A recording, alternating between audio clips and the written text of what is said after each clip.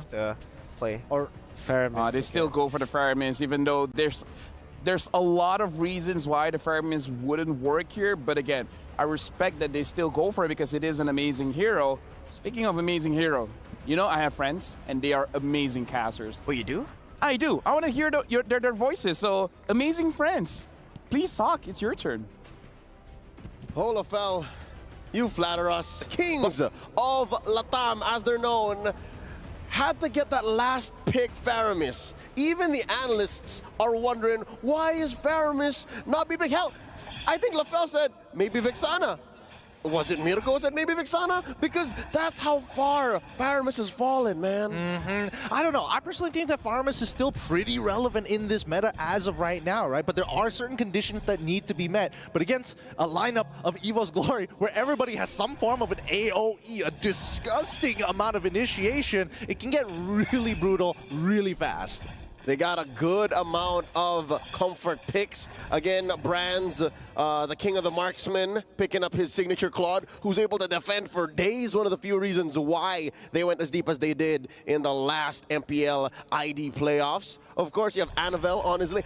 Pecha, man, as good as the Call Easy Ling was in the prior match, this is also a thing of beauty. Honestly, I would have liked to see him have played the Hayabusa instead, because I've seen him play Hayabusa before, and when he gets like that one kill, this team makes magic happen. Somehow they get that one, and they turn it into two, and now Gusta Lagusta has to deal with a full level 4 Anavel. He makes it out, but he doesn't want to commit the ult just yet. Something else to note, you're looking at RRQ Akira's lineup. There have been word in the grapevine that maybe Luis isn't playing. Maybe it's Blink, their ever-loyal sixth man. But no. Here he still is, the Brazilian heartbreaker, back on the world stage, playing on that Grok, and he's just holding down the fort, man. Usually when you're a Grok, you're hyperactive when you're rotating, when you're checking in on the opponent's jungle. Here is just, yeah, I'll wait for you, Saigen. I'll wait for you to get your wave back in. Hey, Dreams, how you doing? Dreams is having the time of his life, right? Just fighting against the Grok to try and hit level 4, but worst yet, Clawfoot ends up missing a good amount of EXP, doesn't hit level 4, but we look at the top side, right? Anavel, he's able to steal whatever camps that he wants because there's such a strong freeze on the top side of the map, and now Saigen, oh no, he walked into the wall, pops down the Nether Realm to keep himself alive. That is unfortunate. Now Luis spots Anavel. Let's go. I was just about to say, what was that, Gideon? What was that fumble? Did he miss out on the Shadow Stampede, hence why he had the Netherrealm himself into surviving? I mean, he might have fat-fingered the Purify into the wall. Butterfingers. Butterfingers. Hey, look, I mean, I'd be nervous on my well, technically not even their first match, essentially, in terms of experience, but on an international stage like that, and especially playing on the Amazon stage, it's a little daunting. It's huge. Yeah. You feel like a little speck in this amazing stage that is the possibly biggest we've ever had in the history of our esport. Down bottom, check it out. Takash, Astro Thunder, pushing away Fluffy. I like that lineup, actually. I like that matchup. As the CC, I'm pretty confident. Look at this, a rotation, the diversion by Dreams and Clawkun. Hey. Blasting Gusta Lagusta. Minute 0, he hasn't had anything, man. He's struggling. He may be struggling, but in terms of gold, right, he's not too far away. The only hold on, the watch rush from Luis, and he's pushed out position. He quickly flickers out of there, and now with the power of nature, he should be all right. But Brands, he just uses BMI, manages to go back in position. Great positioning from Dreams, just covering the battle mirror image. The reason why they call him the Indonesian Nightmare. Always putting up where they need him. Interestingly, that was a good trade of ults. Battle spells, though, I think that's where EVOS Glory won out. This is uncharacteristic of these two teams, Gideon, because look, 4 minutes in, second turtle almost up, no kills from EVOS Glory, who loves fighting, and from RRQ AKIRA, who loves to snowball. Neither of them able to find a grip. Well, I do think that, you know, this is very much in the playstyle of RRQ AKIRA. However, I will say for EVOS Glory, this is, you know, rather interesting. Usually they play around heavily around Brands. This time around, people are able to express themselves. Like, look at this, Luis. He's getting surrounded by all the members, forced to wild charge out of there as King and Gusta Lagusta are trying to claim back the space. And now EVOS Glory is like, it's totally fine. You can sit on top of the turtle first if you want. And they're delaying this take. So far, I'm not so sure if that's to their benefit or if Annabelle is just saying, you know what, take your time, guys. I'm still on my purple. I think it's most beneficial for Brands because he can walk down to the mid lane, pick up some gold, go back to the top lane and lose basically nothing in his lane, and they can just chill out, right? EVOS Glory, as much as they want to play around Brands, they know that he needs resources and they'll create some space to get him those resources. And as you just read, it's definitely for EVOS Glory now. All 5 just wailing away at the turtle. Another one secured here, but this time going over to EVOS Glory. So they're 1 turtle apiece still on that pacifist run, Gideon. No kills for either side. Not yet. Oh, whoa, that was very dangerous. And now in the mid lane, hopefully, okay, it breaks down, as you were saying. Tekash has yet to leave his lane, man. I mean, I would say he is a little slow on the rotation, but then again, he doesn't have to. I mean, the problem is that he hardly, it's difficult for him to push waves, man. It's Terizla, man. You can't outpush that guy. But he's winning. Look at that turret. I mean, that's only because they made that initial rotation, right? Like, while everybody was at turtle, we see this fight down on the bottom side of the map where Tekashi chunks out Annabelle. As mentioned during the battle. Oh, wait, Louise, great Purify coming in from Clawku, but Dreams will still die. The Implosion does buy a little bit of time, but Brands, he can only do so much. A lot of AoE. Great splash from the... Wait, the TP. Louise spots it out. Clawku, he whips. He throws it the wrong way, and Fluffy's here in the middle of it. He's trying his best as the Netherrealm pops, and now he's only just begging to survive. Please let me go. 1 HP. Body of Smith once again saves his life. An absolute unit, thick with 14 Cs. At this early on, what's he building? It's a War Axe and a Warrior, but what? I mean, that's what we've been hearing from the panelists. War Axe, Terizla, they just go hand in hand. Now you get all the benefits of the Spell Vamp on top of the War Axe passive, and now Tekashi is going to crack open Tier 1 bot side. Astro Thunder just keeping up the pressure. He is doing work, man, and because of that, they're about 1,000 gold ahead here. That's amazing. I don't know if RRQ AKIRA knows that right now is the best time to strike. As soon as they hit the 8-minute mark, oh, Luis, holding out for it. All right, as soon as they hit the 8 to 9-minute mark, that's when they should really bear down on EVOS Glory, because if y'all watched any MPLID playoffs, they're capable of coming back. Oh, no! No, the timing! It's so bad. Gusta Lagusta just walked into the brush. He didn't know that the diversion was going to happen there. But King does secure the turtle in the meantime. And that's the final turtle of the game. Dreams, he's caught out of position. Pulled back even by Sagan with a combo. Wait, hold on. The implosion to turn things around. And now Fluffy with a penalty zone. The yin-yang reactions just won't stop. The Netherrealm keeps them alive. But it doesn't mean that they get to walk away. Clawkun finds another kill. Whoa, amazing, the turnaround by Dreams. When you thought he was the prey, he turned into a predator and just, with a flick of a wrist, took down 2 members from RRQ. Man, because of that, the conversion is through the roof. Look at this. Now, it's them up by about 500 gold. I mean, they've equalized. They've equalized the economy between the two. And just to add on, Dreams, honestly, he's being that nightmare you were talking about. He's the guy that you close your eyes, you open. Oh, wait, what's that in the corner of my room? And it's him. He's sitting just standing there menacingly, just waiting to hit you with an implosion. And next thing you know, you're 3 men down and you're about to lose a Lord, which, by the way, is about a minute away from now. What's the items looking? Dude, I am afraid of how EVOS Glory aren't really bearing down on Tekash. Like, they better watch out for Astro Thunder, because all of this space that they're giving him might bite him in the butt later on, especially if you find Tekash and Sagan in the same spot. Like, we haven't really seen that yet. Yeah, we haven't seen them just yet. And I think, you know, once we've I mean, the map is a little unlocked for now, and maybe Tekashi is going to be able to get into the middle of those fights, but let's talk about the lead, because as much as they equalize, Annabelle is significantly ahead of King. Similarly to how Tekashi is significantly ahead of Fluffy. And I think that's fine, because, oh wait, we'll talk about it later. Fluffy's in trouble! He can't get out of this one. The poor man just has to close his eyes and just let it happen. They folded that boy in half. I mean, body of Smith withstanding, it doesn't matter. You can't do that against 5 angry Brazilians. I mean, I think he just doesn't want to lose out on that flicker, to be perfectly honest. I think that EVOS Glory can really drag out this particular fight because they're depending heavily on Louise to find the engage. Yes, they can. And now it's all about the lane control. Conceal here by Dreams. Can they force something? They let go. Little Wanderer scored by RRQ Akira. The Lord very low! He's gonna try to step steal. Annabelle gets it! The Netherrealm keeps them alive! And that just means that Dream sacrifices life for hire as Clawhood cannot get out of the situation. This is about to get really bad as now the flicker and the wall charge comes through. Not enough follow-up damage. RRQ Akira back off. They're happy with just 2. And I think EVOS Glory just really threaded the needle there, stealing away the Lord from RRQ Akira. I think both teams just walk away saying, whew! Yeah.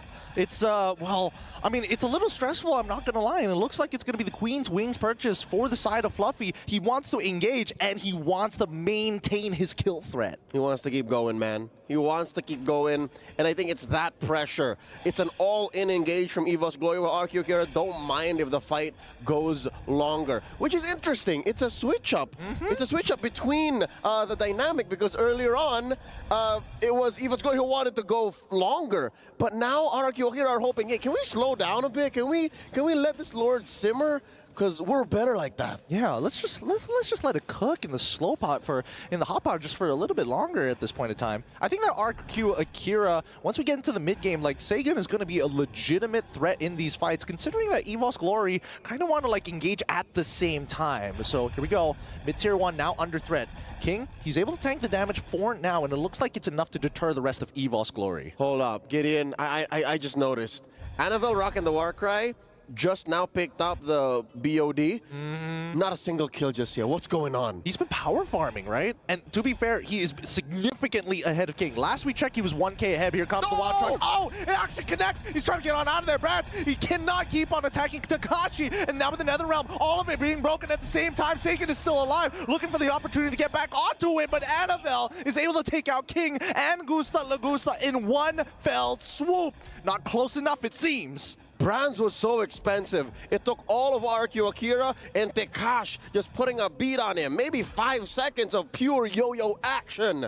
Look at this. We'll see it in the replay once more. Look at the back line. That's where my eyes were all this time. The huge collapse. There really wasn't much. Again, very ult reliant, very all-in explosion from EVOS Glory. RRQ Akira, maybe go one more time. That should change the tone. I would imagine that it would. Oh my goodness, it looks like a majority of this lead from EVOS Glory actually is from this Ling. Yep, check it out. So far, again, I think they're in the right spot. They are where they need to be. Again, I mentioned this like 2 or 3 hours ago. As a utility jungler, your items are just naturally cheaper. Yeah. So King doesn't mind. He's a king that sits on a paper throne, but it's a throne nonetheless. Hey man, that paper mache is slowly getting coated with gold eventually, right? Super low kill count game considering the compositions we're seeing from both of these sides, right? 4 to 6. It's pure macro. It's pure macro. Brazil and Indonesia have picked up on the amazing macro. I correct myself. Latam, that is the kingdom that RRQ are carrying, man. Not just a country, but a whole region. At least a dozen countries. At least a dozen countries in there, all combined. Annabelle now completing the endless battle. Now going to have some true damage to really start applying the hurt onto people like Luis and even some of the squishier targets like Gusta Lagusta. At this point in time, how long can they actually hold this dance? Because it's getting low. It's getting real low. All right, that's a 5th left on to the Lord. The conceal by the Indonesian Nightmare. Looking for an engage. Here he goes. He's going to Very find close. it. Great timing. Steal from Annabelle. The implosion perfectly timed as Sagan tries with the Netherrealm, but it's already too late. And it's going to be the Blade Tempest taking out Sagan with the backline. Brad, so expensive. Annabelle has to carry this, has to secure these kills as Clawhood takes it. Doesn't mind. You can try and outplay this. Gusta Lagusta at 1 HP will try his best. Finch points. He doesn't find him. He doesn't actually want to go because Takashi, the bodyguard, keeping him in check. Literally 1 HP. Gusta, you gotta try. No, he backs away. They let him live. They let him live to send the message. All right, 2 for 3. Plus the Lord going over to EVOS Glory. Again, I'd say this is very, very scarily similar to the very first Lord. It is. It does look very scarily similar. I mean, I like now that RRQ Akira, they're very together. Last time, it was kind of all over the place, but now... together. Yeah, they are. They target acquisition. They all are going for the same targets each and every time. If they spread out their damage, I don't think they would have gotten the same results. That's right. So now they just have to be more together. They have to be more than just one. They have to be a singularity. It's gonna get to that point, right? A Latin American singularity. The Latin American singularity. Because they're so good at it, right? It's true. And anyone from Gusta to Tekash to Saigon could have hunted down Anavel. Is anybody going to protect Fluffy here? Are they just going to... Oh, Fluffy, he's going with it. And now, with the penalty zone, NetherRealm already comes out. They've already lost their temp HP. They got to get on out of there. But now Anavel in the middle of 4. The conceal comes out. He finds 2. They give him one more. No, he's out. But now in the backline, Tekashi as well. So close, but Brands, he survives this time. The big difference maker is here. Gideon, they did not heed our words. They were less than together there. They were pretty spread out. Again, one more look. They were together where it mattered for Anavel, and then they were spread apart, dispersed when they couldn't have afforded to. EVOS Glory divided and conquered, man. 10-10. Say what you will about that scoreboard, but the map has turned blue. The EVOS fam are happy. Yep, and look at Anavel. He's just tanking damage just for fun. He knows that I can hear the theme song now, man. I can hear the EVOS fam theme song. Oh, boy. I mean, at this point, I think still, RRQ AKIRA, they still have an opportunity, but they need somebody that can force out that Bladed Tempest as early as possible and still take care of Brand. So, hold on. Target acquisition. The Indonesian Nightmare is on a roll, dude. He forced with a single...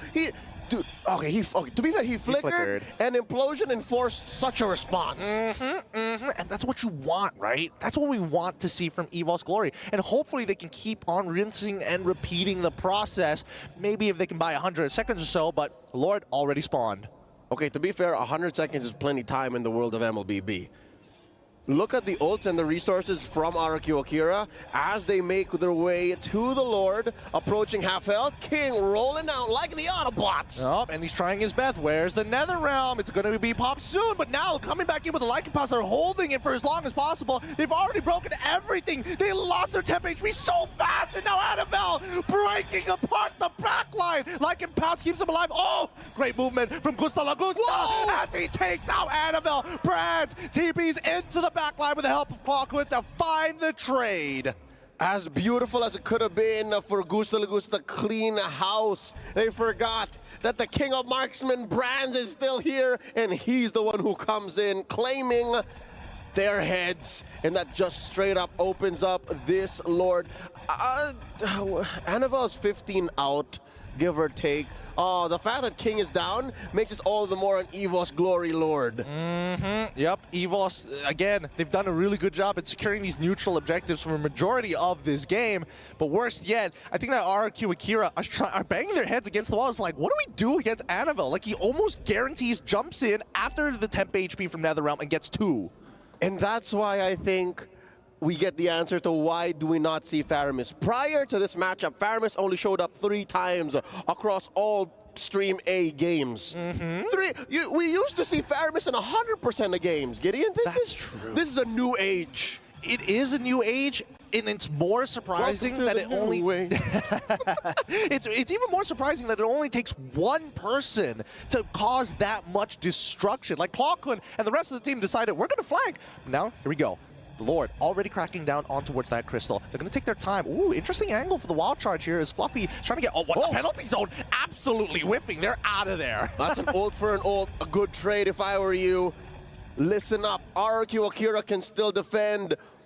And I think, given their lineup, this is a good position for them. This is an okay position for them. I would rather be RRQ AKIRA's comp than be EVOS Glory's comp stuck in their base. Also true, their high ground defense is very nice, but RRQ AKIRA is eventually going to come to a point where they're going to have to walk out of that base, right? Yep, there is a fresh amount of jungle for a take-in, and it's out of their base that they can find these sneaky wild charges, which has been a while since we've seen Luis do something with that. Yeah, especially when Lois are topping the damage charts as well, right? That's why there are just so many conditions that need to be met. And hold on, looks like The rest of RRQ Akira are just going to squat up at this point. No point trying to split push. Yeah, I think they're just respecting the fact that there might be a huge diversion play from Claw Kun. Again, folks, you might be confused. Louise, Louis. We'll call them the player names, for sure. Unless we're specifically talking about the kits, then that's when the heroes come up. So far, so good. Again, that's a fully built CC we're looking at. And then just one more for Saigen to hit the threshold. It's about to happen, King. He notices, but he's able to take a good amount of damage. Always fights too! And now they're starting to take the space. They're not giving them opportunity as Takashi is already in backline. Fluffy's trying to slow them down with the penalty zone. NetherRealm finally comes out, and now Brands is dead. Saigen is going to keep on pushing, and here comes Annabelle. Their biggest problem. Winds of Nature is out for Gusta Lagusta. Bladed Tempest comes out, finds one in the kill, and Saigen says, no, you don't have the magic defense. Get out of here. For the first time in, I'd say, 5 or 6 minutes, RRQ Akira actually get a winning trade. They give up Gusta Lagusta for Fluffy and Brands. Thank you very much, or I guess, gracias. Gracias. Oh, man. Honestly, these teams are like dead even. It's 14-14. We're 20 minutes into the game, the longest one we've had so far. Obrigado in Portuguese. But you're right, it's amazing how both teams are playing on different axes and they're still trading to the level that they are. Look, oh my God, what a zoom in from our Amazon Arena stage cam. 9-1-2. I almost forgot that we were looking at Annabelle at what, like 7-8 minutes? 0-0-0, and now he's at 9-1-2. Dude, Annabelle's portrait is so funny. It's so funny. So He's like, the Annabelle. difference between you and me is about 3 inches. It's so Annabelle. It's so Annabelle. He's known as the jokester for EVOS Glory. He was scouted by the EVOS fam when he started playing at 14. And now he's a ripe core. Check it out. They're starting up the Lord one more time. King trying to pull it out a little closer to their side of the map. Dreams spotted here by Luis. They trade blows. And so far, oh, this is why a Ling is so dangerous when he's in meta. He does more than just clean house. He cleans up the map. Almost with impunity, Gideon. He's able to go split from side lane to side lane. And the worst part is they also have the combination of Clawkun and as well as Brands. Lodi just TPing the Clawed up to the top side of the map and the BMI back. Yep, the world's longest BMI. It's dirty. It's almost broken. And now we're waiting for a fight to actually break out. Lord here approaching half health. That's one of the things you actually get with a Grok as well. With a Guardian's Barrier, you're able to control and cordon off the Lord. Oh, the Shadow Stampede with a pull! Oh, he gets pulled tight on in. Takashi's doing some good damage, but does Fluffy end up, and well, he does end up using that Winter Crown to survive. I thought he might end up dying there, but... And a Tranche. A Crown, there you go. And a Flicker, I'm rather, sorry. At the end of the day, right, nobody dies, and we all reset. The biggest problem for RRQ Akira is the fact that they're missing 2 inhibitors. EVOS Glory are like, hands off. We'll just let the game do its own thing. Because they aren't in control of the map. They did penetrate top and bottom. So that's RRQ Akira with permanent damage that they constantly have to deal with. It's actually the onus on them to maintain and manage their waves. Lord here, now at 2/3 of its health. Clawkun and Brands just wailing away at it. King with a slight pull. And yeah, this is where you can really feel RRQ Akira with the pressure on the map. Like, they're not able to make many moves. They're just finger on the trigger, just waiting. Come on, show yourself. Yeah, they constantly have to put up a bishop or a knight next to their king. I mean, literally speaking, so that they don't get checkmate. Here we go. Brands and Annabelle opting to try and, beat Takashi down. This does prompt a response from RRQ Akira to take them a little bit of control, but they notice that a majority of the EVOS members are still holding the mid lane just to ensure that they don't get flanked. All right, Little Wonder. This is going to be very important for RRQ Akira to score. At least they have passive vision. Takashi now! Wait, Gusta Lagusta is in the middle of that fight as well. Bladed Tempest is out. Does he have the Finch poise? It looks like he does. Takashi is going to start running down Brands, but here comes Gusta Lagusta. Tries to go on in, but Brands outplays him. Lycan pounds Winter Crown into this fool.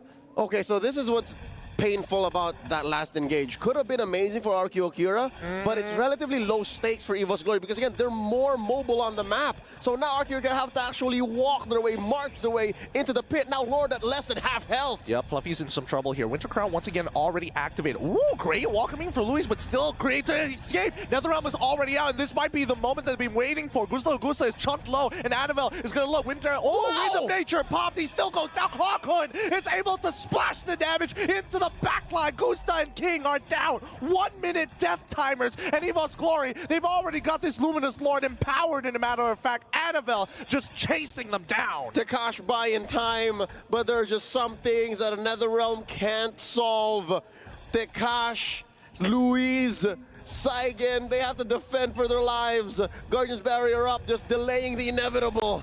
Oh, the splash damage. Claw could. Stop it, man. He's just harassing all of them. Penalty zone as well, shoving him even further out of the crystal. That's going to be GG. EVOS Glory in a tight game against RRQ Akira. Take game 1. Just under 25 minutes. In true EVOS Glory fashion, they took the scenic route, put on a show for the EVOS fam and everyone watching all around the world to take the first game. Akira, they were very together, but they didn't exactly hit the singularity point. And it took 25 minutes, but EVOS Glory, they got it. They really did, man. I think, you know, the question is for you guys, were you guys shocked at EVOS Glory's playstyle? No. Are you guys surprised? No, right? 'Cause Not at all. I feel like this is just the normal EVOS Glory gameplay that we've always been seeing in MPO Indonesia. They've just been always with this kind of lineup, right? Yep. Layering. That's what they're good at. They're like a one trick that likes to layer, but they're really good at that one thing that they do. They're onions. They have a lot of layers, and they make your opponents cry. I would have thought of lasagna, but yeah, sure, onions. Onions, man. Yep. EVOS Glory are just onions. Yep. I think the MVP plays that I would say for the side of EVOS was when Brands went for the Winter Crown play that we've always just theorized about. Really, really good at utilizing